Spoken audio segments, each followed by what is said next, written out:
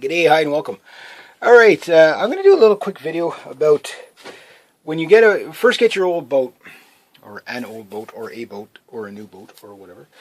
Checking all your equipment before you do your marine survey or anything like that. Make sure everything's working. If you have it and it's required, make sure it works. If it's not required, remove it.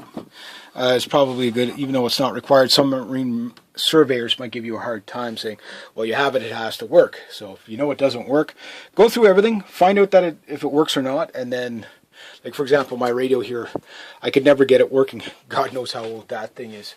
It's probably a pretty old radio. Go through your electronics, go through your fuses, all that stuff, your running lights, your battery banks, battery bank selectors. That's a battery bank selector right there, if you're wondering what that is. And you can, in my case, I'm able to easily get through the panels, see where everything goes. If you're not sure what everything does, basically the best thing to do when you're not sure what everything does is basically to go and just track every wire. And if you're lucky, you might have a manual or something from the previous owner. Check your bilge pumps, check your bilge blowers, although they're all the way back there. Way back there. I got some bilge blowers. Check everything, all your running lights. Now, you might find, like for example, this boat, everything on the right side runs off the battery, no problem. But you can see all the other wire connections here and all that. But however, until I plug my mast in, I can't run the left side of the boat, which is just the way the circuit is. The mast light is it turned out the way they run the lights on this boat is the mast light plug-in. You have to connect that before it comes back down onto the left side of the boat. So just be aware of stuff like that.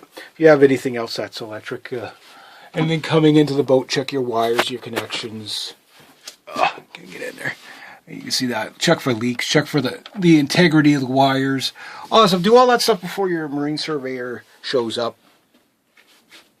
Clean things out is the best way to find things anyway. So that's just my take. But I thought that'd be a little tip. Just, if you have it, make sure it works. This depth sounder works, but the glue keeps coming off the face of this thing. This thing is really cool. It's so retro that I have this depth sounder, and then I have a auto helm depth sounder just out here.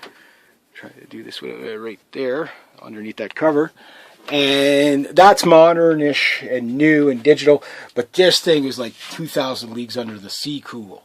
So dials and knobs on it, and it does work. It makes some funky sounds. It's a diode, and it basically all it does is it spins, and it colors where you are, and it's in fathoms.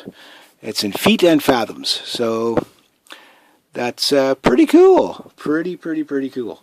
But anyway, yeah, just because it's old equipment doesn't mean it doesn't work. But if you have it, it's best to know that it does work. And yeah, I just thought I'd do that little tip. So hopefully that'll help you.